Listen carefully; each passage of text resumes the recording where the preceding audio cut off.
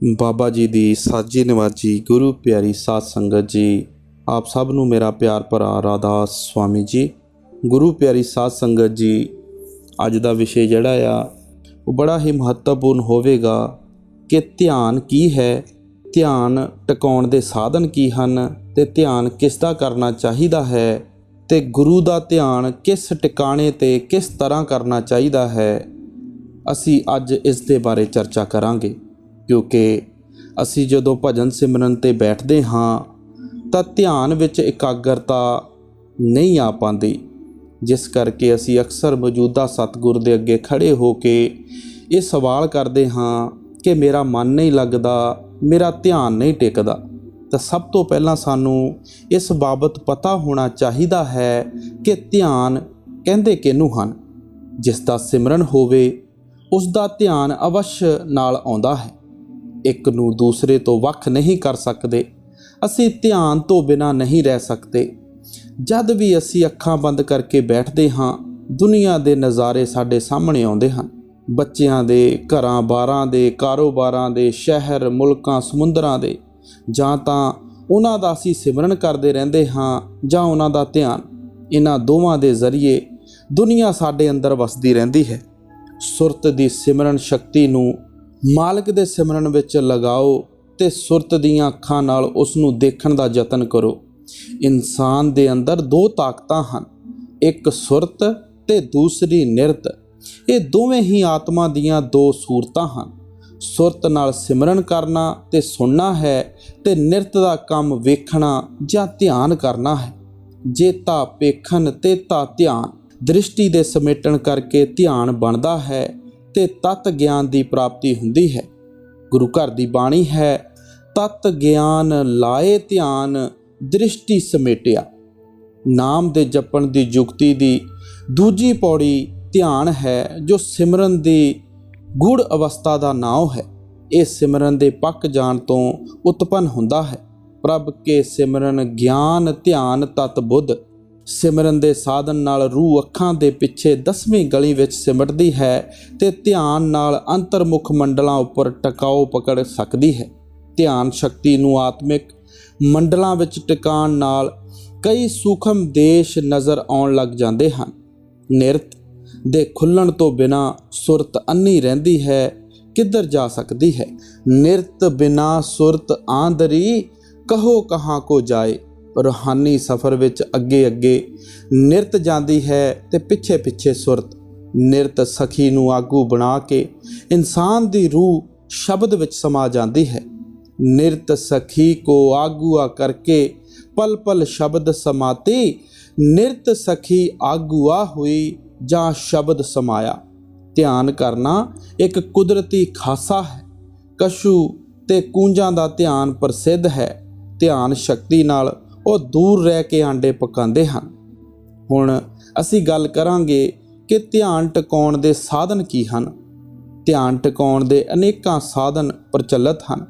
हिंदुआं विच तराटक कर्म ध्यान दा ही साधन है, जिस विच नज़र नूं नक दे अगले सिरे पर जां सूरज पर टिकाणा हुंदा है।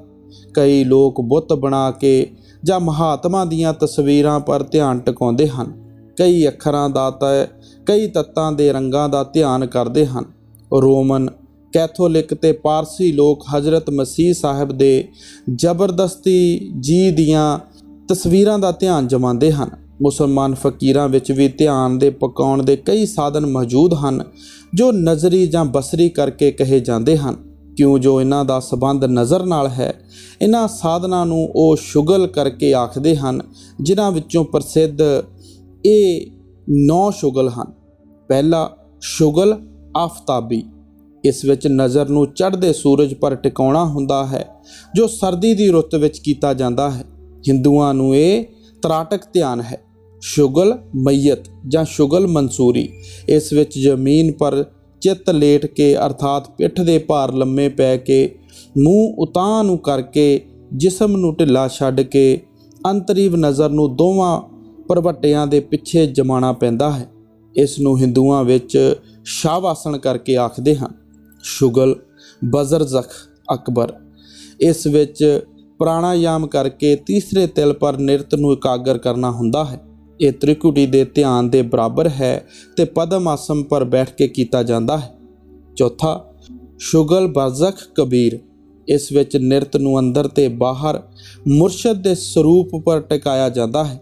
ਇਸ ਨਾਲ ਪਰਮਾਰਥ ਦੇ ਅਲੌਕਿਕ ਲਾਭ ਪ੍ਰਾਪਤ ਹੁੰਦੇ ਹਨ ਤੇ ਗੁਪਤ ਭੇਦ ਖੁੱਲ੍ਹਦੇ ਹਨ। ਸ਼ੁਗਲ ਇਸਮਤ ਜ਼ਾਤ। ਇਸ ਵਿੱਚ ਕਲਬੀ ਸਨੋਬਰੀ ਪਰ ਧਿਆਨ ਨੂੰ ਜਮਾਉਂਦੇ ਹਨ, ਜਿਸ ਕਰਕੇ ਸਾਧਕ ਆਪਣੇ ਆਪ ਵਿੱਚ ਜਜ਼ਬ ਹੁੰਦਾ ਹੈ। ਸ਼ੁਗਲ ਆਇਨਾ। ਇਸ ਵਿੱਚ ਨਜ਼ਰ ਨੂੰ ਇੱਕ ਸ਼ੀਸ਼ੇ ਦੇ ਸਾਹਮਣੇ ਰੱਖ ਕੇ ਉਸ ਵਿੱਚ ਅੱਖ ਦੀ ਪੁਤਲੀ ਨੂੰ ਇੱਕ ਟੱਕ ਦੇਖਣਾ ਹੁੰਦਾ ਹੈ। ਇਸ ਦੇ ਨਾਲ ਅੱਖਾਂ ਦੀਆਂ ਪੁਤਲੀਆਂ ਅੰਤਰਮੁਖ ਉਲਟਦੀਆਂ ਹਨ ਤੇ ਨੁਕਤਾ ਸਵੈਦਾ ਜਾਂ ਤੀਸਰੇ ਤਿਲ ਵਿੱਚ ਰਸਾਈ ਹੁੰਦੀ ਹੈ। ਸ਼ੁਗਲੇ ਨੀਮ ਖਾਬੀ। ਇਸ ਵਿੱਚ ਅੱਖਾਂ ਨੂੰ ਲਗਾਤਾਰ ਖੁੱਲ੍ਹੇ ਰੱਖਣ ਦਾ ਸਾਧਨ ਕਰਨਾ ਹੁੰਦਾ ਹੈ ਤਾਂ ਜੋ ਨੀਂਦਰ ਦਾ ਜ਼ੋਰ ਨਾ ਪੈ ਸਕੇ। ਇਸ ਦੇ ਕਰਨ ਨਾਲ ਨੀਂਦਰ ਵਿੱਚ ਵੀ ਅੱਧੀ ਜਾਗਰਤ ਵੀ ਅਵਸਥਾ ਰਹਿੰਦੀ ਹੈ। ਸ਼ੁਗਲ ਬਸਾਤ। ਇਸ ਵਿੱਚ ਨੁਕਤਾਏ ਸਵੇਦਾਪੁਰ ਅੰਦਰਲੇ ਸਰੂਪ ਅਤੇ ਨਿਰਤ ਨੂੰ ਟਿਕਾਉਣਾ ਹੁੰਦਾ ਹੈ। ਸ਼ੁਗਲ ਮੁਕਾਮਨ ਮਹਿਮੂਦਨ ਸਲਤਨਾਤਨ ਨਸੀਰਾ। ਇਸ ਵਿੱਚ ਨਜ਼ਰ ਨੂੰ ਨੱਕ ਦੇ ਅਗਲੇ ਸਿਰੇ ਤੇ ਜਮਾ ਕੇ ਹੌਲੀ ਹੌਲੀ ਨਜ਼ਰ ਨੂੰ ਨੱਕ ਦੀ ਜੜ੍ਹ ਤੇ ਲੈ ਜਾਣਾ ਹੁੰਦਾ ਹੈ। ਫਿਰ ਤਵੱਜੋ ਨੂੰ ਅੰਤਰਮੁਖ ਕਰਕੇ ਸੂਖਸ਼ਮ ਦੇਸ਼ ਵਿੱਚ ਪ੍ਰਵੇਸ਼ ਕਰਨਾ ਹੁੰਦਾ ਹੈ। ਇਸ ਨੂੰ ਜੋਗੀ ਜਨ ਤਰਾਟਕ ਕਰਮ ਜਾਂ ਚਾਚਰੀ ਮੁਦਰਾ ਕਰਕੇ ਆਖਦੇ ਹਨ ਤੇ ਗੀਤਾ ਵਿੱਚ ਵੀ ਇਸ ਦਾ ਜ਼ਿਕਰ ਆਇਆ ਹੈ। ਇਹਨਾਂ ਸ਼ੁਗਲਾਂ ਦਾ ਤਰੀਕਾ ਕਿਸੇ ਆਮਲ ਮੁਰਸ਼ਦ ਪਾਸੋਂ ਹੀ ਸਿੱਖਿਆ ਜਾ ਸਕਦਾ ਹੈ। ਮਾਲਕਾਂ ਨੂੰ ਅਸਾਂ ਦੇਖਿਆ ਨਹੀਂ, ਉਹ ਮੁਰਸ਼ਦ ਦੇ ਅੰਦਰ ਪ੍ਰਗਟ ਹੈ। ਇਸ ਕਰਕੇ ਬਰਜ਼ਖੇ ਕਬੀਰ ਦਾ ਸ਼ੁਗਲ ਧਿਆਨ ਦੇ ਪਕਾਉਣ ਲਈ ਸਭ ਤੋਂ ਬਿਹਤਰ ਹੈ। ਇਸ ਧਿਆਨ ਦੇ ਅੰਤਰਮੁਖ ਕਾਇਮ ਹੋ ਜਾਣ ਉਹ ਸਾਨੂੰ ਉੱਪਰਲੇ ਮੰਡਲਾਂ ਵਿੱਚ ਮਦਦਗਾਰ ਹੁੰਦਾ ਹੈ ਤੇ ਸਿੱਖ ਦੇ ਸਦਾ ਅੰਗ ਸੰਗ ਰਹਿੰਦਾ ਹੈ। ਹੁਣ ਸਵਾਲ ਪੈਦਾ ਹੁੰਦਾ ਹੈ ਕਿ ਧਿਆਨ ਕਿਸ ਦਾ ਕਰਨਾ ਚਾਹੀਦਾ ਹੈ। ਸਾਡੇ ਜੀਵਨ ਦਾ ਪ੍ਰਯੋਜਨ ਮਾਲਿਕ ਦਾ ਦੇਖਣਾ ਹੈ, ਉਸ ਦਾ ਸਿਮਰਨ ਤੇ ਉਸੀ ਦਾ ਧਿਆਨ ਕਰਨਾ ਹੈ। ਪਰ ਉਸ ਨੂੰ ਅਸਾਂ ਦੇਖਿਆ ਨਹੀਂ। ਜਿਸ ਨੂੰ ਦੇਖਿਆ ਨਹੀਂ ਉਸ ਦਾ ਧਿਆਨ ਕਿਵੇਂ ਹੋ ਸਕਦਾ ਹੈ। ਬਾਣੀ ਵਿੱਚ ਆਉਂਦਾ ਹੈ, ਬਿਨ ਪੇਖੇ ਕਹੋ ਕੈਸੇ ਧਿਆਨ, ਕਿ ਜਿਸ ਨੂੰ ਦੇਖਿਆ ਨਹੀਂ ਉਸ ਦਾ ਧਿਆਨ ਅਸੀਂ ਕਿਸ ਤਰ੍ਹਾਂ ਕਰ ਸਕਦੇ ਹਾਂ। ਜਿਸ ਦਾ ਧਿਆਨ ਕਰਨਾ ਹੈ ਉਹ ਖੰਡਾਂ ਬ੍ਰਹਿਮੰਡਾਂ ਦੇ ਪਾਰ ਹੈ। ਜਦ ਤੱਕ ਅਸਾਂ ਮਾਲਕ ਨੂੰ ਦੇਖਿਆ ਨਹੀਂ, ਇਨਸਾਨ ਕਿਸ ਦਾ ਧਿਆਨ ਕਰੇ। ਮਾਲਕ ਦਾ ਰੂਪ ਸ਼ਬਦ ਹੈ ਜੋ ਬੇਜ਼ੁਬਾਨੀ ਦੀ ਜ਼ੁਬਾਨ ਅੰਦਰ ਹੈ, ਜਿਸ ਪਵਿੱਤਰ ਹਿਰਦੇ ਅੰਦਰ ਉਸ ਦਾ ਵਾਸ ਹੈ ਤੇ ਜਿਸ ਦੀ ਰੂਹ ਦਾ ਕਤਰਾ ਮਾਲਕ ਰੂਪੀ ਸਮੁੰਦਰ ਵਿੱਚ ਅਭੇਦ ਹੋ ਚੁੱਕਾ ਹੈ। ਉਹ ਵਾਹਿਗੁਰੂ ਦੇ ਅੰਦਰ ਹੈ ਤੇ ਵਾਹਿਗੁਰੂ ਉਸ ਦੇ ਅੰਦਰ ਸਮਾਇਆ ਹੋਇਆ ਹੈ। ਉਹ ਸ਼ਬਦ ਦੇਹਧਾਰੀ ਹੋ ਚੁੱਕਾ ਹੈ ਤੇ ਸਾਡੇ ਦਰਮਿਆਨ ਰਹਿੰਦਾ ਹੈ। The world was made flesh and dwelt amongst us। ਐਸੀ ਸ਼ਖਸੀਅਤ ਸਤਿਗੁਰ ਸਾਡੇ ਧਿਆਨ ਕਰਨ ਦੇ ਯੋਗ ਹੈ, ਕਿਉਂ ਜੋ ਉਸ ਦੇ ਵਿੱਚ ਪੰਜੇ ਤੱਤ ਪੂਰਨ ਹਨ। ਮਨੁੱਖ ਸਭ ਦੀ ਸਰਦਾਰ ਜੂਨ ਹੈ। ਇਹ ਮਨੁੱਖਾਂ ਦੀ ਜਾਤ ਵਿੱਚੋਂ ਵੀ ਸ਼੍ਰੇਸ਼ਟ ਹੈ। ਇਸ ਤੋਂ ਛੁੱਟ ਬਾਕੀ ਸ੍ਰਿਸ਼ਟੀ ਦੀ ਪੈਦਾਇਸ਼ ਪਿੱਪਲ ਤੁਲਸੀ ਆਦਿ, ਜਿਸ ਵਿੱਚ ਇੱਕ ਤੱਤ ਗੁੱਗੇ ਆਦਿ, ਜਿਸ ਵਿੱਚ ਦੋ ਤੱਤ ਗਰੜ ਆਦਿ, ਜਿਸ ਵਿੱਚ ਤਿੰਨ ਤੱਤ ਗਊ ਆਦਿ, ਜਿਸ ਵਿੱਚ ਚਾਰ ਤੱਤ ਪ੍ਰਗਟ ਹਨ, ਮਨੁੱਖ ਤੋਂ ਹੇਠ ਹਨ। ਇਹਨਾਂ ਵਿੱਚੋਂ ਕਿਸੇ ਦਾ ਧਿਆਨ ਜਾਂ ਪੂਜਾ ਕਰਨੀ ਹੇਠਾਂ ਨੂੰ ਜਾਣਾ ਹੈ। ਇਸ ਲਈ ਸਾਰੇ ਸੰਤਾਂ ਮਹਾਤਮਾਵਾਂ ਨੇ ਗੁਰੂ ਦਾ ਧਿਆਨ ਕਰਨਾ ਸਫਲਤਾ ਦਾ ਕਾਰਨ ਦੱਸਿਆ ਹੈ। ਸਫਲ ਮੂਰਤ ਪਰਸਿਓ ਸੰਤਨ ਕੀ ਇਹ ਧਿਆਨਾ ਧਰਨਾ। ਸਾਧਾ ਸੰਤਾਂ ਦੀ ਅਕਾਲ ਮੂਰਤ ਹੈ, ਉਹ ਧਿਆਨ ਕਰਨ ਲਈ ਸਭ ਤੋਂ ਵੱਧ ਫਲਦਾਇਕ ਹੈ। ਅਕਾਲ ਮੂਰਤ ਹੈ ਸਾਧ ਸੰਤਨ ਕੀ ਠਾਹਰ ਨੀਕੀ ਧਿਆਨ ਕੋ। ਸਤਿਗੁਰ ਵਿੱਚ ਸਤ ਦਾ ਜ਼ਹੂਰ ਹੈ, ਉਹ ਸਤ ਦਾ ਸਰੂਪ ਹੈ, ਇਸ ਲਈ ਉਸ ਨੂੰ ਧਿਆਨ ਦਾ ਮੂਲ ਸਮਝੋ। ਸਤਿਗੁਰ ਸਤ ਸਰੂਪ ਹੈ, ਧਿਆਨ ਮੂਲ ਗੁਰਮੂਰਤ ਜਾਣੇ। ਸਾਧਾ ਸੰਤਾਂ ਦੀ ਦੇਹ ਉਹ ਸ਼ੀਸ਼ਾ ਹੈ ਜਿਸ ਵਿੱਚੋਂ ਮਾਲਕ ਝਲਕਾਂ ਦਿੰਦਾ ਹੈ। ਉਹ ਅਲਖ ਹੈ, ਜੋ ਉਸ ਨੂੰ ਲਖਣਾ ਚਾਹੇ ਇਹਨਾਂ ਵਿੱਚੋਂ ਹੀ ਲਖ ਸਕਦਾ ਹੈ। ਅਕਾਲ ਪੁਰਸ਼ ਕੀ ਆਰਸੀ ਸਾਧੋਂ ਕੀ ਹੈ ਦੇ, ਲਖਾ ਜੋ ਚਾਹੇ ਅਲਖ ਕੋ ਇਨੀ ਮੇ ਲਖ ਲੇ। ਕਬੀਰ ਸਾਹਿਬ ਦੀ ਬਾਣੀ ਹੈ, ਅਸੀਂ ਪੜ੍ਹ ਸਕਦੇ ਹਾਂ। ਗੁਰੂ ਰਾਮਦਾਸ ਜੀ ਤਾਂ ਇੱਥੋਂ ਤੀਕ ਫਰਮਾਉਂਦੇ ਹਨ ਕਿ ਜੋ ਲੋਕ ਗੁਰੂ ਨੂੰ ਪੂਜਦੇ ਨੇ ਸੇਵਦੇ ਨੇ ਉਹ ਮੇਰੇ ਹਰ ਪ੍ਰਭ ਨੂੰ ਭਾਵਦੇ ਹਨ। ਹਰ ਦੀ ਸੇਵਾ ਸਤਿਗੁਰ ਨੂੰ ਪੂਜਣਾ ਹੈ। ਉਹ ਕਿਰਪਾ ਕਰਕੇ ਐਸੇ ਜੀਵਾਂ ਨੂੰ ਭਵ ਸਾਗਰ ਤੋਂ ਉਤਾਰ ਲੈਂਦਾ ਹੈ। ਧਿਆਨ ਦਾ ਮੂਲ ਤਾਂ ਇੱਕ ਮਾਲਕ ਗੌਡ ਹੈ ਜਾਂ ਮਾਲਕ ਪਰਿਪੂਰਨ।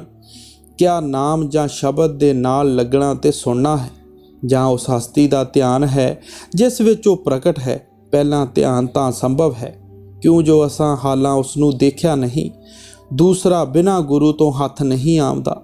ਇਸ ਲਈ ਸਭ ਤੋਂ ਪਹਿਲਾਂ ਗੁਰੂ ਦਾ ਧਿਆਨ ਜ਼ਰੂਰੀ ਹੈ, ਕਿਉਂ ਜੋ ਅਸੀਂ ਉਸ ਨੂੰ ਦੇਖ ਸਕਦੇ ਹਾਂ। ਜਦ ਤੱਕ ਸਿਮਰਨ ਦੁਆਰਾ ਗੁਰੂਦੇਵ ਦਾ ਨੂਰੀ ਸਰੂਪ ਅੰਤਰਮੁਖ ਪ੍ਰਗਟ ਨਹੀਂ ਹੋ ਜਾਂਦਾ, ਸਾਨੂੰ ਬਾਹਰਲੇ ਸਰੂਪ ਦੇ ਧਿਆਨ ਦੀ ਲੋੜ ਹੈ। ਗੁਰੂ ਦਾ ਇਹ ਨੂਰੀ ਸਰੂਪ ਸਿੱਖਾਂ ਨੂੰ ਖੰਡਾਂ ਬ੍ਰਹਿਮੰਡਾਂ ਪਰ ਲੈ ਜਾਂਦਾ ਹੈ। ਉਸ ਦੀ ਉੱਪਰਲੇ ਮੰਡਰਾਂ ਪਰ ਬੜੀ ਸ਼ਾਨ ਹੈ। ਉਹ ਮਾਸਟਰ ਸੌਲ ਹੈ। ਉਸ ਦਾ ਪ੍ਰਕਾਸ਼ ਸੂਖਮ ਦੇਸ਼ਾਂ ਦੇ ਅੰਦਰ ਦੂਰ ਦੂਰ ਤੱਕ ਜਾਂਦਾ ਹੈ। ਗੁਰੂ ਜਦ ਤੱਕ ਦੇਹ ਵਿੱਚ ਬੈਠਾ ਹੈ, ਉਹ ਨਹੀਂ ਕਹਿੰਦਾ ਕਿ ਮੈਂ ਗੁਰੂ ਹਾਂ, ਤੇ ਨਾ ਹੀ ਉਹ ਕਹਿੰਦਾ ਹੈ ਮੇਰਾ ਧਿਆਨ ਕਰੋ। ਸ਼ੀਸ਼ੇ ਦੀ ਸਤਹ ਸਾਫ਼ ਹੁੰਦੀ ਹੈ। ਸਾਡੇ ਹਿਰਦੇ ਦੀਆਂ ਕਿਰਨਾਂ ਸ਼ੀਸ਼ੇ ਨਾਲ ਟਕਰਾ ਕੇ ਸਾਨੂੰ ਸਾਡਾ ਆਪਣਾ ਮੂੰਹ ਦਿਖਾਉਂਦੀਆਂ ਹਨ। ਜੇ ਹੱਸ ਕੇ ਵੇਖੋ ਤਾਂ ਹੱਸਦਾ ਚਿਹਰਾ ਨਜ਼ਰ ਆਉਂਦਾ ਹੈ, ਜੇ ਰੋ ਕੇ ਵੇਖੋ ਤਾਂ ਰੋਂਦਾ ਚਿਹਰਾ ਨਜ਼ਰ ਆਉਂਦਾ ਹੈ। ਸ਼ੀਸ਼ਾ ਨਹੀਂ ਕਹਿੰਦਾ ਕਿ ਮੈਨੂੰ ਦੇਖੋ। ਇਸੇ ਤਰ੍ਹਾਂ ਗੁਰੂ ਨੂੰ ਸਿੱਖ ਦੇ ਧਿਆਨ ਦੀ ਜ਼ਰੂਰਤ ਨਹੀਂ। ਇਸ ਵਿੱਚ ਸਿੱਖ ਦਾ ਆਪਣਾ ਹੀ ਫਾਇਦਾ ਹੈ। ਧਿਆਨ ਯੋਗ ਵਿੱਚ 3 ਤਰ੍ਹਾਂ ਦੇ ਧਿਆਨ ਆ ਜਾਂਦੇ ਹਨ। ਗੁਰੂ ਦੇ ਸਰੂਪ ਦਾ ਸਥੂਲ ਧਿਆਨ ਹੈ। ਅੰਤਰ ਵਿੱਚ ਰੂਹ ਦੇ ਸਥਾਨ ਪਰ ਨਿਰਤ ਹੋਣ ਨੂੰ ਟਿਕਾਣ ਕਰਕੇ ਅੰਦਰ ਦੀਵੇ ਦੀ ਜੋਤ ਦੀ ਨਿਆਈ ਪ੍ਰਕਾਸ਼ ਪ੍ਰਗਟ ਹੋ ਜਾਂਦਾ ਹੈ। ਇਹ ਸੂਖਮ ਧਿਆਨ ਹੈ। ਸ਼ਮਸ਼ਾਲ ਚੱਕਰ ਦੇ ਉੱਪਰ, ਜਿਸ ਨੂੰ ਦੇਵਾਂ ਤੇ ਪਿੱਤਰਾਂ ਦਾ ਮਾਰਗ ਕਹਿੰਦੇ ਹਨ, ਨੂਰੀ ਸਰੂਪ ਗੁਰੂ ਦਾ ਆ ਜਾਂਦਾ ਹੈ, ਜੋ ਸੂਖਮ ਕਾਰਨ ਤੇ ਉਸ ਤੋਂ ਪਰੇ ਤੀਕ ਸਿੱਖ ਦੇ ਨਾਲ ਰਹਿੰਦਾ ਹੈ। ਇਹ ਸਿੱਖ ਨੂੰ ਮਾਲਕ ਵਿੱਚ ਜਾਂ ਭੇਦ ਕਰਦਾ ਹੈ। ਜਿਸ ਤਰ੍ਹਾਂ ਕਿਸੇ ਮਹਿਲ ਮਾੜੀ ਪਰ ਜਾਣ ਲਈ ਪੌੜੀਆਂ ਦੀ ਜ਼ਰੂਰਤ ਹੁੰਦੀ ਹੈ, ਉਹਨਾਂ ਉੱਤੇ ਚੜ੍ਹਨ ਤੋਂ ਬਿਨਾਂ ਉਸ ਦੇ ਉੱਪਰ ਪੁੱਜ ਨਹੀਂ ਸਕਦੇ। ਇਸੇ ਤਰ੍ਹਾਂ ਗੁਰੂ ਦੇ ਧਿਆਨ ਦੇ ਬਾਝੋਂ ਅਸੀਂ ਹਰੀ ਤੱਕ ਨਹੀਂ ਪਹੁੰਚ ਸਕਦੇ। ਗੁਰੂ ਘਰ ਦੀ ਬਾਣੀ ਹੈ, ਬਿਨ ਪੌੜੀ ਗੜ ਕਿਉਂ ਚੜੋ, ਗੁਰ ਹਰ ਧਿਆਨ ਨਿਹਾਲ। ਜਿੰਦਾ ਪ੍ਰਤੱਖ ਗੁਰੂ ਦੇ ਧਿਆਨ ਤੋਂ ਹੀ ਇਹ ਸਭ ਗੁਣ ਪ੍ਰਾਪਤ ਹੋ ਸਕਦੇ ਹਨ। ਮਹਾਤਮਾ ਦੀਆਂ ਤਸਵੀਰਾਂ ਤੋਂ ਇਹ ਕੰਮ ਨਹੀਂ ਨਿਕਲ ਸਕਦਾ। ਤੁਲਸੀ ਸਾਹਿਬ ਫਰਮਾਉਂਦੇ ਹਨ ਕਿ ਕਲਪ ਬ੍ਰਿਸ਼ ਦੀ ਤਸਵੀਰ ਚਿੱਤਰ ਕੇ ਭਾਵੇਂ ਉਸ ਦੇ ਅੱਗੇ ਹਜ਼ਾਰਾਂ ਬੇਨਤੀਆਂ ਕਰੋ, ਉਸ ਤੋਂ ਕੁਝ ਪ੍ਰਾਪਤ ਨਹੀਂ ਹੁੰਦਾ। ਤਸਵੀਰ ਬੇਜਾਨ ਚੀਜ਼ ਹੈ, ਜੋ ਉਹ ਜਾਨਦਾਰ ਨੂੰ ਕਿਵੇਂ ਖਿੱਚ ਸਕਦੀ ਹੈ? ਜਾਨਦਾਰ ਨੂੰ ਤਾਂ ਜਾਨਦਾਰ ਚੀਜ਼ ਹੀ ਖਿੱਚ ਸਕਦੀ ਹੈ। ਕਲਪ ਬ੍ਰਿਕਸ਼ ਕੋ ਚਿੱਤਰ ਲਖ ਕੀਨੇ, ਬਿਨੇ ਹਜ਼ਾਰ ਬਿਤ ਨਾ ਪਾਵੇ, ਤਾਹੇ ਸਿਓ ਤੁਲਸੀ ਕਰੇ ਵਿਚਾਰ। ਤੁਲਸੀ ਸਾਹਿਬ ਦੀ ਬਾਣੀ ਵਿੱਚ ਫਰਮਾਇਆ ਗਿਆ ਹੈ, ਜਦ ਗੁਰੂ ਦਾ ਨੂਰੀ ਸਰੂਪ ਅੰਦਰ ਪ੍ਰਗਟ ਹੋ ਜਾਂਦਾ ਹੈ ਤਾਂ ਸਿੱਖ ਨੂੰ ਉਸ ਵਿੱਚ ਧਿਆਨ ਜਮਾਉਣਾ ਪੈਂਦਾ ਹੈ ਤੇ ਆਪਣੇ ਆਪ ਨੂੰ ਉਸ ਵਿੱਚ ਲੀਨ ਕਰ ਦੇਣਾ ਹੁੰਦਾ ਹੈ। ਇੱਥੋਂ ਤੱਕ ਕਿ ਇਹ ਪਤਾ ਨਾ ਰਹੇ ਕਿ ਮੈਂ ਹਾਂ ਜਾਂ ਉਹ ਹੈ। ਸ਼ਮਸ ਤਬਰੇਜ਼ ਸਾਹਿਬ ਫਰਮਾਉਂਦੇ ਹਨ ਕਿ ਮੈਂ ਤੂੰ ਹੋ ਗਿਆ ਤੇ ਤੂੰ ਵਿੱਚ ਮੈਂ ਬਣ ਗਿਆ, ਮੈਂ ਤਨ ਬਣ ਗਿਆ ਤੇ ਤੂੰ ਮੇਰੀ ਜਾਨ ਬਣ ਗਿਆ, ਤਾਂ ਜੋ ਹੁਣ ਕੋਈ ਇਹ ਨਾ ਆਖ ਸਕੇ ਜੋ ਮੈਂ ਅਤੇ ਤੂੰ ਦੋ ਹਾਂ। ਜਦ ਧਿਆਨ ਪੂਰਨ ਹੋ ਜਾਏ ਤਾਂ ਉਪਾਸਕ, ਉਪਾਸੇ ਤੇ ਉਪਾਸਨਾ ਦੀ ਜੋ ਤ੍ਰਿਪੁਟੀ ਹੈ ਨਹੀਂ ਰਹਿੰਦੀ। ਪੂਜੇ ਤੇ ਪੁਜਾਰੀ ਮਿਲ ਕੇ ਇੱਕ ਹੋ ਜਾਂਦੇ ਹਨ। ਗੁਰੂ ਅਮਰਦਾਸ ਜੀ ਫਰਮਾਉਂਦੇ ਹਨ ਕਿ ਆਪਣੇ ਆਪ ਨੂੰ ਛੱਡ ਕੇ ਗੁਰੂ ਅੰਦਰ ਸਮਾ ਜਾਵੋ, ਨਾਨਕ ਆਪ ਛੋੜ ਗੁਰ ਮਾਹੇ ਸਮਾਵੇ।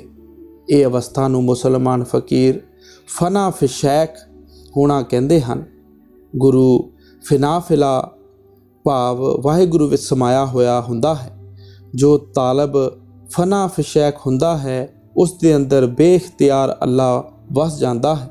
ਗੁਰੂ ਗੋਡ ਮੈਨ, ਗੋਡ ਪਲੱਸ ਮੈਨ ਹੈ। ਜੋ ਸਿੱਖ ਗੁਰੂ ਮੈਨ ਗੁਰਮੁਖ ਗੁਰੂ ਮੈਨ ਬਣ ਜਾਂਦਾ ਹੈ, ਉਸ ਦੇ ਅੰਦਰ ਬੇਇਖਤਿਆਰ ਆ ਨਿਵਾਸ ਕਰਦਾ ਹੈ, ਭਾਵ ਪਰਮ ਪਿਤਾ ਪਰਮਾਤਮਾ ਆ ਨਿਵਾਸ ਕਰਦਾ ਹੈ। ਹੁਣ ਗੁਰੂ ਦੇ ਧਿਆਨ ਕਿਸ ਟਿਕਾਣੇ ਤੇ ਕਿਸ ਤਰ੍ਹਾਂ ਕਰਨੇ ਚਾਹੀਦੇ ਹਨ? ਬਾਹਰ ਗੁਰੂ ਦਾ ਧਿਆਨ ਸਤਸੰਗ ਵਿੱਚ ਜਾਂ ਜਦ ਦਰਸ਼ਨ ਦਾ ਸਮਾਂ ਮਿਲੇ, ਛੋਟੇ ਬੱਚੇ ਦੀ ਤਰ੍ਹਾਂ ਇੱਕ ਟੱਕ ਪਲਕਾਂ ਚਮਕਾਉਣ ਤੋਂ ਬਿਨਾਂ ਗੁਰੂ ਦੇ ਮਨੋਹਰ ਚਿਹਰੇ ਨੂੰ ਭਾਵ ਉਸ ਦੇ ਕਮਲ ਨੈਣਾ ਤੇ ਮੱਥੇ ਨੂੰ ਦੇਖਦੇ ਰਹੋ ਤੇ ਦਿਲ ਵਿੱਚ ਕੋਈ ਖਿਆਲ ਨਾ ਆਵੇ। ਤੁਹਾਡੇ ਅੰਦਰ ਬੇਖਤਿਆਰ ਉਸ ਦੇ ਜੀਵਨ ਦਾ ਅਸਰ ਪਹੁੰਚੇਗਾ। ਇਹ ਪਰਮਾਰਥ ਵਿੱਚ ਤਰੱਕੀ ਕਰਨ ਦਾ ਸ਼੍ਰੀ ਗਣੇਸ਼ ਹੈ, ਭਾਵ ਮੁੱਢ ਹੈ। ਗੁਰ ਕਾ ਨਿਰਖ ਆਖ ਔਰ ਮਾਥਾ, ਸਤ ਕਾ ਨੂਰ ਰਹੇ ਜਿਸ ਸਾਥਾ। ਅੰਤਰਮੁਖ ਗੁਰੂ ਦਾ ਧਿਆਨ ਰੂਹ ਦੇ ਸਥਾਨ ਪਰ ਹੀ ਬੈਠ ਕੇ ਨਿਰਤ ਦੁਆਰਾ ਕੀਤਾ ਜਾਂਦਾ ਹੈ। ਗੁਰੂ ਪਵਿੱਤਰਤਾ ਦੇ ਧਾਰੀ ਹੈ ਤੇ ਕਿਸੇ ਅਪਵਿੱਤਰ ਹਿਰਦੇ ਵਿੱਚ ਉਸ ਦਾ ਵਾਸ ਨਹੀਂ ਹੋ ਸਕਦਾ। ਧਿਆਨ ਯੋਗ ਲਈ ਸ਼ੁੱਧਤਾ ਤੇ ਪਵਿੱਤਰਤਾ ਦੀ ਵੱਡੀ ਲੋੜ ਹੈ। ਉਸ ਦਾ ਸੁੰਦਰ ਮੁਖੜਾ ਸ਼ੁੱਧ ਪਵਿੱਤਰ ਅੱਖਾਂ ਨਾਲ ਹੀ ਵੇਖਿਆ ਜਾ ਸਕਦਾ ਹੈ। ਉਸ ਨੂੰ ਸ਼ੁੱਧ ਹੋ ਕੇ ਸ਼ੌਂਕ ਤੇ ਜੌਕ ਨਾਲ ਦੇਖੋ, ਜਿਸ ਤਰ੍ਹਾਂ ਮੁਸਲਮਾਨ ਈਦ ਦੇ ਚੰਨ ਵੱਲ ਦੇਖਦੇ ਹਨ। ਸੱਚੇ ਮਾਲਕ ਰੂਪ ਸਤਿਗੁਰ ਦਾ ਨੂਰੀ ਸਰੂਪ ਦੇਖਣਾ ਹਰ ਅੱਖ ਦਾ ਕੰਮ ਨਹੀਂ, ਕਿਸੇ ਵਿਰਲੇ ਵਡਭਾਗੀ ਨੂੰ ਹੀ ਪ੍ਰਾਪਤ ਹੁੰਦਾ ਹੈ। ਹੁਣ ਅਗਰ ਅਸੀਂ ਇਸ ਤਰੀਕੇ ਨਾਲ ਗੁਰੂ ਦੇ ਦਰਸ਼ਨ ਕਰਦੇ ਹਾਂ ਤੇ ਗੁਰੂ ਦੇ ਧਿਆਨ ਦੇ ਫਲ ਕੀ ਹੁੰਦਾ ਹੈ? ਗੁਰੂ ਦੇ ਧਿਆਨ ਤੋਂ ਅਨੇਕਾਂ ਫਲ ਪ੍ਰਾਪਤ ਹੁੰਦੇ ਹਨ। ਉਹਦੇ ਦਿਲੀ ਜਜ਼ਬੇ ਤੇ ਦੈਵੀ ਗੁਣ ਸਿੱਖ ਦੇ ਅੰਦਰ ਪ੍ਰਵੇਸ਼ ਕਰਦੇ ਹਨ। ਪਤੰਜਲੀ ਜੀ ਯੋਗ ਸੂਤਰਾਂ ਅੰਦਰ ਫਰਮਾਉਂਦੇ ਹਨ ਕਿ ਦੁਨੀਆ ਦੀ ਮੁਹੱਬਤ ਤੋਂ ਰਹਿਤ ਪੁਰਸ਼ਾਂ ਦਾ ਧਿਆਨ ਕਰਨ ਨਾਲ ਮਨ ਨੂੰ ਥਿਰਤਾ ਪ੍ਰਾਪਤ ਹੁੰਦੀ ਹੈ। ਵੀਤ ਰਾਗ ਵਿਸ਼ੇ ਵਚਿਤ ਜਥਾਭਿਮਤ ਧਿਆਨਾ ਵਿਦਾ। ਗੁਰੂ ਦੇ ਅੰਦਰ ਮਾਲਕ ਦੀ ਯਾਦ ਵਸ ਰਹੀ ਹੈ। ਉਹ ਰੂਹਾਨੀ ਮੰਡਲਾਂ ਪਰ ਸਫ਼ਰ ਕਰਨ ਵਾਲਾ ਹੈ। ਉਸ ਦਾ ਧਿਆਨ ਸਿੱਖ ਦੇ ਅੰਦਰ ਮਾਲਕ ਦੀ ਯਾਦ ਨੂੰ ਪ੍ਰਬਲ ਕਰਦਾ ਹੈ ਤੇ ਰੂਹਾਨੀ ਮੰਡਲਾਂ ਪਰ ਸਫ਼ਰ ਦੀ ਕਾਬਲੀਅਤ ਦਾ ਖਮੀਰ ਪੈਦਾ ਕਰਦਾ ਹੈ। ਇਹਨਾਂ ਗੁਣਾਂ ਕਰਕੇ ਸਾਰੇ ਮਹਾਤਮਾ ਗੁਰੂ ਦਾ ਧਿਆਨ ਕਰਦੇ ਆਏ ਤੇ ਕਰਦੇ ਹਨ। ਜ਼ਿਆਦਾ ਪਰਮਾਰਥ ਵਿੱਚ ਸਿਮਰਨ ਤੇ ਧਿਆਨ ਦੇ ਕਈ ਸਾਧਨ ਪ੍ਰਚਲਿਤ ਹਨ। ਉਹਨਾਂ ਵਿੱਚੋਂ ਕਿਸੇ ਮਹਾਤਮਾ ਦੇ ਦੱਸੇ ਹੋਏ ਸਿੱਧੀ ਭਰੇ ਸਿਮਰਨ ਦੀ ਵਿਸ਼ੇਸ਼ਤਾ ਹੈ। ਅਨੇਕਾਂ ਧਿਆਨਾਂ ਦੇ ਸਾਧਨਾਂ ਵਿੱਚੋਂ ਗੁਰੂ ਮੁਰਸ਼ਦ ਦੇ ਧਿਆਨ ਕਰਨ ਦੀ ਸਭ ਪਰ ਫਜ਼ੀਲਤ ਹੈ। ਜਦ ਸਿਮਰਨ ਦੇ ਮੁਕੰਮਲ ਹੋਣ ਪਰ ਅੰਤਰਮੁਖ ਧਿਆਨ ਪ੍ਰਗਟ ਹੋ ਜਾਏ ਤਾਂ ਉਸ ਦੇ ਪਰਪੱਕ ਹੋਣ ਪਰ ਧੁਨ ਜਾਗ ਉੱਠਦੀ ਹੈ। ਇਸ ਨੂੰ ਸੰਤਾਂ ਦੀ ਬੋਲੀ ਵਿੱਚ ਭਜਨ ਕਿਹਾ ਜਾਂਦਾ ਹੈ। ਇਹ ਧੁਨ ਨੂੰ ਸੁਰਤ ਜਾਂ ਅੰਤਰੀਵ ਤੌਰ ਪਰ ਕੇਵਲ ਸੁਣਨਾ ਹੀ ਹੁੰਦਾ ਹੈ। ਇਹਨੂੰ ਸ਼ਬਦ ਯੋਗ ਜਾਂ ਸੁਰਤ ਸ਼ਬਦ ਯੋਗ ਦਾ ਅਭਿਆਸ ਵੀ ਕਹਿੰਦੇ ਹਨ। ਜੀਆਂ ਜਨਤਾ ਨੂੰ ਖਿੱਚਣ ਲਈ ਦੋ ਤਾਕਤਾਂ ਹਨ, ਇੱਕ ਰੂਪ ਤੇ ਦੂਸਰੀ ਆਵਾਜ਼। ਇਹਨਾਂ ਦੋਹਾਂ ਵਿੱਚ ਆਵਾਜ਼ ਵਿੱਚ ਖਿੱਚਣ ਦੀ ਤਾਕਤ ਜ਼ਿਆਦਾ ਜ਼ਬਰਦਸਤ ਹੈ।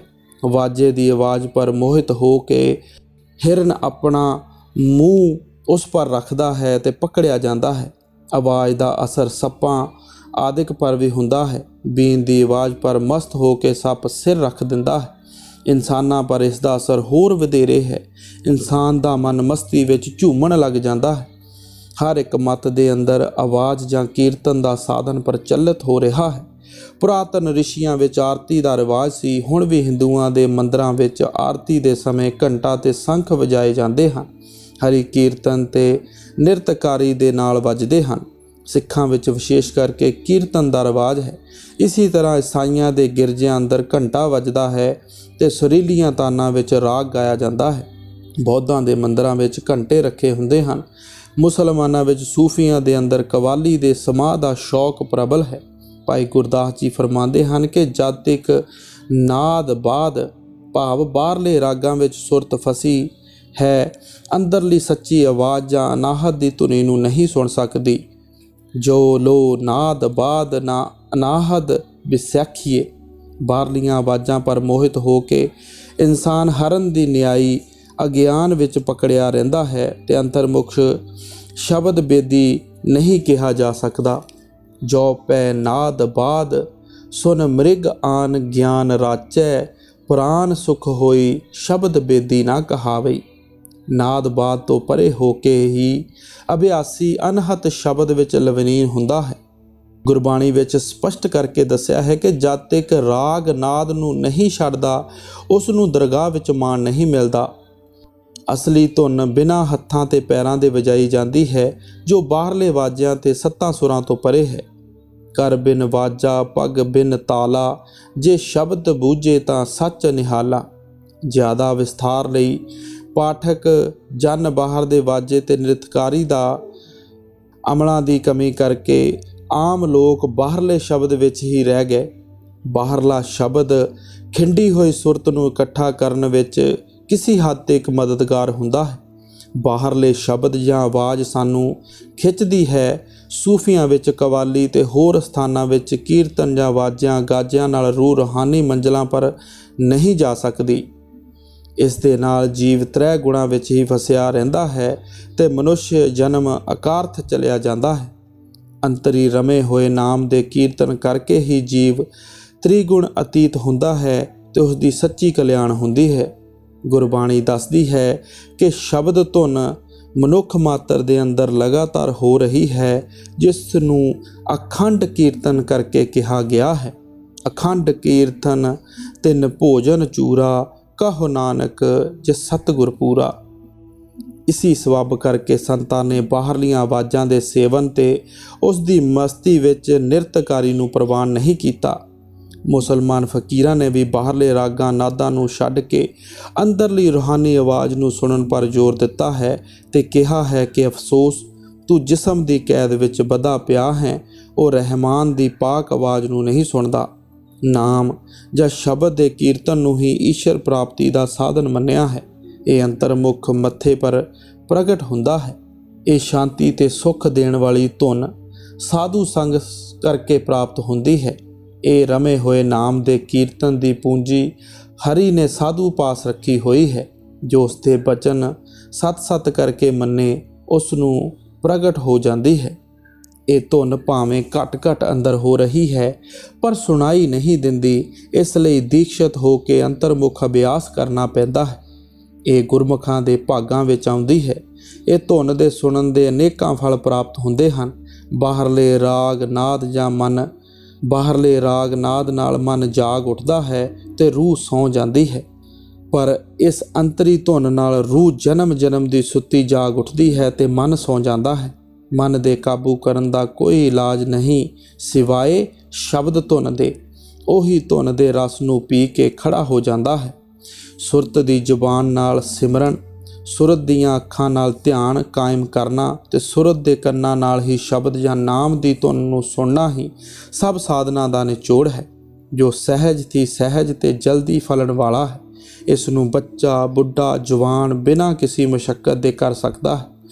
ये तिन्ने साधन शरीर दे 9 द्वारियां नूं छड्ड के 10वीं गली विच अखां दे पिछे रूह दे स्थान पर क्या आग्या चक्कर पर कीते जाते हैं। जोगी जन सब तो पहला अष्टांग योग की क्रिया साधते हुए सुच का साधन जिस्म की पवित्रता करते हैं। नेती धोती बस्ती न्योली गज ते बजरोली कर्म करते हैं। फिर पूरक कुंभक ते रेचक क्या प्राणायाम द्वारा श्वासां का संयम करते हैं। फिर गुदा चक्कर क्या गणेश के स्थान पर जाप करके सब रिधियां सिद्धियां नूं पा के इंद्रियां नाभि चक्कर पर हिरदे चक्कर ते कंठ चक्कर नूं साध के कंज कमल पर पहुँचते हैं। उत्थे अनहद शब्द नूं पकड़ के सहंस सरार विच लीन हुंदे हैं। पिंड दे निचले 5 चक्कर आग्या चक्कर तो सत्या लैंदे हैं। इंसान जागृत अवस्था विच अखां दे पिछे रहिंदा है। जो संतां ने धोती नेती बस्ती आदिक दी क्रिया नूं प्रवान नहीं कीता ते ना ही श्वासां दे संयम नूं, क्यों जो ये कठिन ते खतरनाक साधन हन।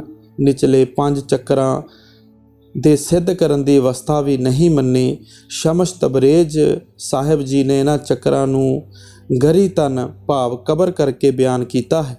क्या हच्छा होवे क्या अच्छा होवे कि एक रात अपनी जान नूं जिस्म की कबर तो बाहर कढ़ लवे ते उपरे मंडरां पर आवे। इन्हां नूं जान बुझ के छड्ड दिता। क्यों जेकर कोई किसी मकान की दरमियानी छत पर बैठा होवे तां उसने उपर जाना होवे तां उसने हेठां उतर के फिर उसी स्थान पर आसन विच वक्त क्यों गवाउणा है। सो संतां दा मार्ग अखां दे पिछे तीसरे तिल तो शुरू हुंदा है। उन्होंने इसलिए बाहर जाते 3 जबरदस्त इंद्रियां नूं रोकण दा उपदेश दिता है। आँख कान मुख बंद कराओ, अनहद झींगा शब्द सुनाओ। ਤਾਂ ਜੋ ਸੁਰਤ ਅੰਤਰਮੁਖ ਆਪਣੇ ਮਰਕਜ਼ ਪਰ ਜੋ ਅੱਖਾਂ ਦੇ ਪਿੱਛੇ ਹੈ ਸਿਮਟ ਕੇ ਆ ਜਾਏ ਤੇ ਅਨਹਦ ਨੂੰ ਪਕੜ ਲਵੇ ਤੇ ਅੱਖਾਂ ਦੇ ਦੋਹਾਂ ਤਿਲਾਂ ਦੀ ਸੱਤਿਆ ਨੂੰ ਸਮੇਟ ਕੇ ਇੱਕ ਤਾਰ ਕਰਕੇ ਅੰਤਰੀ ਮੰਡਲ ਦੇ ਨਜ਼ਾਰੇ, ਪਚਰੰਗ ਫੁਲਵਾੜੀ, ਤਾਰਾ ਮੰਡਲ, ਚੰਦਰਮਾ, ਸੂਰਜ ਨੂੰ ਸੁਰਤ ਦੇਖਦੀ ਹੋਈ ਤੇ ਉੱਥੋਂ ਦੇ ਸ਼ਬਦ, ਘੰਟੇ ਤੇ ਸੰਖ ਦੀ ਧੁਨੀ ਆਸਰੇ ਸਹੰਸ ਦਲ ਕਮਲ, ਜਿਸ ਨੂੰ ਜੋਗੀ ਜਨ ਸਹਸਰਾਰ ਕਹਿੰਦੇ ਹਨ, ਉੱਥੇ ਪਹੁੰਚ ਜਾਏ। ਉਸ ਤੋਂ ਅੱਗੇ ਤ੍ਰਿਕਟੀ, ਦਸਮ ਦਵਾਰ, ਭਵਰ ਗੁਫਾ ਦੇ ਸਥਾਨਾਂ ਦੇ ਸ਼ਬਦ ਸੁਣਦੀ ਹੋਈ ਤੇ ਉਹਨਾਂ ਸਥਾਨਾਂ ਦੇ ਅਲੌਕਿਕ ਪ੍ਰਕਾਸ਼ਵਾਨ ਨਜ਼ਾਰੇ ਦੇਖਦੀ ਹੋਈ ਤਰਲੋਕੀ ਤੋਂ ਪਾਰ ਸੱਤ ਲੋਕ ਜਾਂ ਮੁਕਾਮੇ ਹੱਕ ਤੀਕ ਰਸਾਈ ਹਾਸਲ ਕਰ ਸਕੇ। ਸੋ ਗੁਰੂ ਪਿਆਰੀ ਸਾਧ ਸੰਗਤ ਜੀ, ਸਾਨੂੰ ਵੀ ਮੌਜੂਦਾ ਸਤਿਗੁਰੂ ਨੇ ਬਖਸ਼ਿਸ਼ ਕੀਤੀ ਹੋਈ ਹੈ ਤਾਂ ਬਹੁਤ ਹੀ ਸਰਲ ਭਾਸ਼ਾ ਦੇ ਵਿੱਚ ਬਹੁਤ ਹੀ ਆਸਾਨ ਸਾਧਨਾ ਦੇ ਨਾਲ ਭਗਤੀ ਕਰਨ ਨੂੰ ਕਿਹਾ ਹੈ। ਆਪ ਫਰਮਾਉਂਦੇ ਹਨ ਕਿ ਸਿਰਫ ਡਿਊਟੀ ਸਮਝ ਕੇ ਬੈਠਣਾ ਹੈ, ਧਿਆਨ ਨੂੰ ਅੱਖਾਂ ਦੇ ਪਿੱਛੇ ਟਿਕਾਣਾ ਹੈ। ਔਰ ਅਸੀਂ ਜੋ ਵੀ ਅੱਜ ਸਰਵਣ ਸਤਸੰਗ ਕੀਤਾ ਹੈ, ਇਸ ਤਰੀਕੇ ਦੇ ਨਾਲ ਸਾਨੂੰ ਇਹ ਸਾਰੇ ਦ੍ਰਿਸ਼ ਦਿਖਾਈ ਦਿੰਦੇ ਪੈ ਜਾਣਗੇ। ਸਿਰਫ ਜ਼ਰੂਰਤ ਹੈ ਤਾਂ ਧਿਆਨ ਨੂੰ ਇਕਾਗਰ ਕਰਨ ਦੀ। ਅਗਰ ਧਿਆਨ ਇਕਾਗਰ ਹੋ ਜਾਂਦਾ ਹੈ ਤਾਂ ਧੁਨ ਸੁਣਨੀ ਵੀ ਜ਼ਰੂਰ ਸਾਨੂੰ ਸੁਣਾਈ ਦੇ ਪਵੇਗੀ। ਸੋ ਸਾਨੂੰ ਵੀ ਚਾਹੀਦਾ ਹੈ ਕਿ ਗੁਰੂ ਦੇ ਬਚਨਾਂ ਅਨੁਸਾਰ ਭਜਨ ਬੰਦਗੀ 'ਤੇ ਜ਼ਰੂਰ ਬੈਠੀਏ, 5-5 ਮਿੰਟ ਦਾ ਸਮਾਂ ਵਧਾਉਂਦੇ ਜਾਈਏ ਤਾਂ ਕਿ ਸਾਡਾ ਧਿਆਨ ਟਿਕ ਜਾਏ ਅਤੇ ਅਸੀਂ ਧੁਨ ਨੂੰ ਸੁਣਨ ਦੇ ਕਾਬਲ ਹੋ ਜਾਈਏ ਅਤੇ ਇਸ ਮਨੁੱਖਾ ਜਨਮ ਵਿੱਚ ਆ ਕੇ ਇਸ ਮਨੁੱਖਾ ਜਨਮ ਦਾ ਲਾਹਾ ਲੈ ਲਈਏ, ਅਸਲ ਮਨੋਰਥ ਨੂੰ ਪੂਰਾ ਕਰ ਲਈਏ। ਰਾਧਾ ਸੁਆਮੀ ਜੀ।